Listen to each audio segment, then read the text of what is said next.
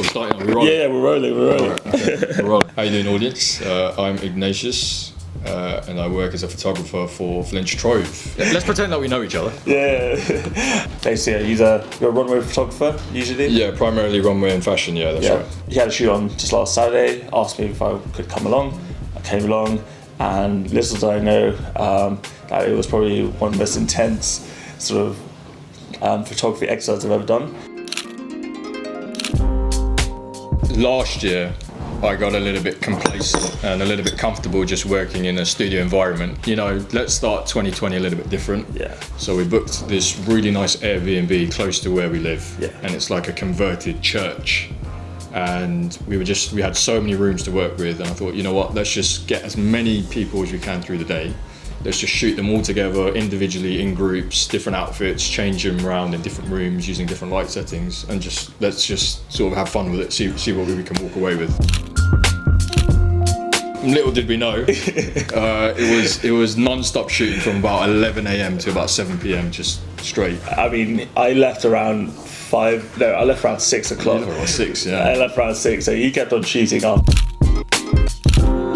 After 6 o'clock, I was dead. I mean, I had a great time, but I also had dinner plans. But like, yeah, this guy kept going. The models who were turning up on the day, most of them I hadn't worked with before, and obviously you hadn't met them before, so we didn't know how they would perform in the environment, sort of under that kind of intense pressure as well, because there was a lot of, you know, move in, move out, you know, shots from different angles. Chopping and changing. Chopping and changing everything. Yeah.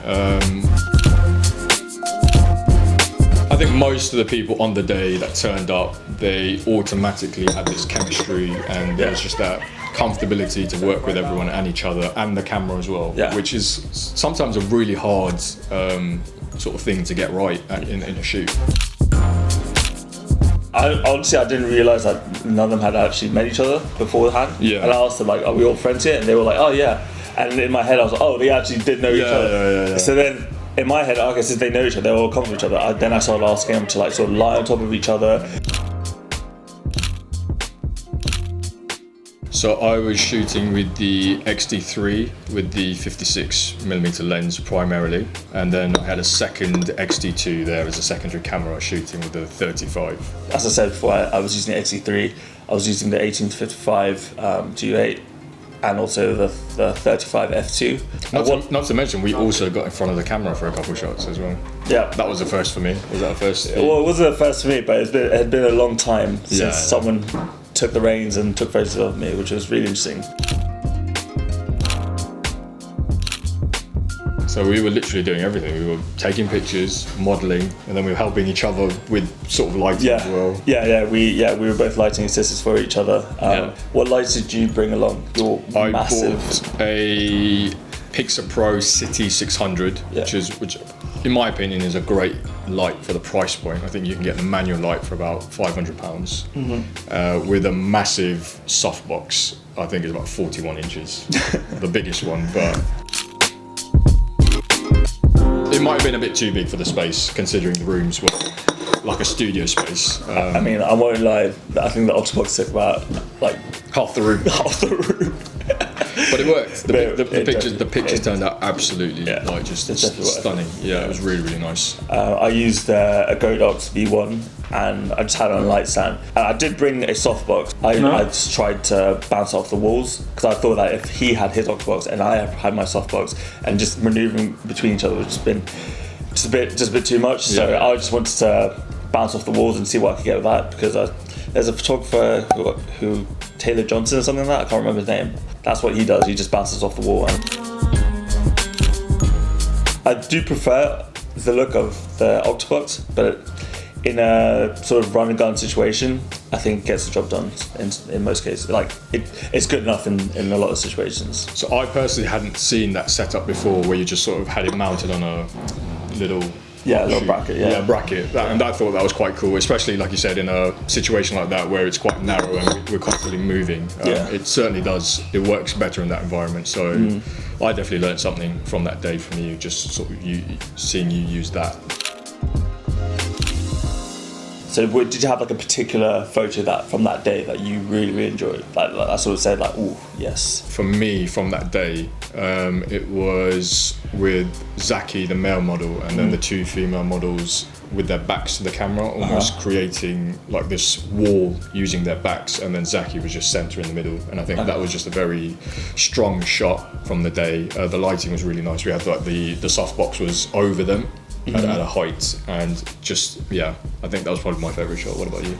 I think it was Josh on the floor, and then Dom in the middle, and then Sudi on the armrest. I sort of had like this sort of like a nice little arc. I just thought the way their sort of poses sort of flowed together quite nicely, and then also I had your. I think your softbox was above them as well. Okay. I think I was using your softbox in that one. Oh yes, this is when I was holding it. Yeah. Holding it over my head. Getting the old bicep workout. Yeah. That was the first time I shot like a group sort of dynamic, more than one person. Yeah.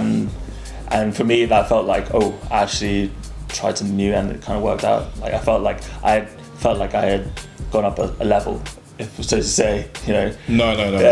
Like you said, when it's just you and one model, you know, there's only so much you can do, and when something's not working, it's quite easy to give direction. But the more people you add on, the better the pictures may look, but also the more complex it gets. And I think we said it before and we say it again, just the chemistry of how everyone worked together just really helped smooth that whole thing over. Because instead of just checking on one person's facial expression, you're now simultaneously trying to say, oh god, that person doesn't look nice, this person doesn't look nice, and when this person looks nice, suddenly they've changed, and you're like. I mean, he was running around. It was like a workout for you, right? Oh yeah, my style of photography is like I'm on the floor, I'm up standing up, I'm like I got a series of photos of Emily. She was cracking up because I was just. And I'd be like squishing myself into a corner of the wall, just trying to get back. If Zain's biceps aren't completely tensed as he's shooting, then he's not doing his job. It's very rare to find, like nowadays, because to get people who would just come for the art, just to come and have fun, it's hard. No money involved. Like nobody's getting paid. It's just turn up and have fun. Yeah, especially on a Saturday. Like it was more like a hobby. It was like a job. For me at least, I was like, okay, I'm gonna try, how can I use this opportunity to try and improve my skills so that I can use it for my more serious work and elevate that. For me, I wasn't in my zone or my comfort zone. It was always, I'm out of the comfort zone.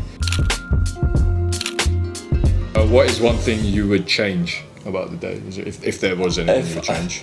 For me, the one thing that I would have gone for more elaborate outfits, but that's like a small thing. If we wanted like more elaborate outfits, then it would have been a lot more difficult because then you had to coordinate with the models, or someone has to bring in those things. The designer, then we did hair and makeup. Yeah, exactly. But like that's something I would like to do. Well, after Saturday, I've changed my mind. You changed your mind, seriously? I'm like, I can't be bothered to work with this guy. Oh, no. I think since I started shooting, it's always been in the back of my mind. You know, the work that we do, it should be sort of immortalized in a book, a magazine, or or even a show, something that my friends and family can come and see, and there's sort of like tangible. To walk away from all the work that we put in, because I think from the outside people kind of just go, you take pictures, you just click a button, and it's a lot of work that goes into it, the planning, the day, the editing. By the end of 2020, I think in an ideal world, and I'm still positive that we can get it done, if we can take all the images that we've taken on the projects that we do, and we can make a little book out of it. And given that we're happy with the level of work we produce, we can turn it into a show before the end of the year. So expect that. Hopefully by the end of the year we've made good on our word. So make sure you guys subscribe, because Zain needs that money to pay for the whole show and the entire book, because I'm broke as well now. We need that YouTube money.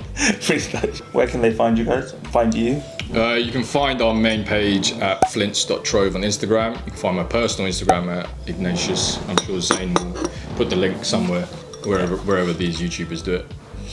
and our website as well, www.flinchtrove.com, where you can see the runway stuff and the editorial stuff. Like and comment down below, and tell us what you thought of the photos. And if you're a photographer, we're always looking for people to work with, are we? Yeah. If you're a photographer, if you're a model in the London area, send either of us a DM, and we'd love to work with you. With all that said and done, keep learning, keep shooting, and I'll see you all in the next one. Peace.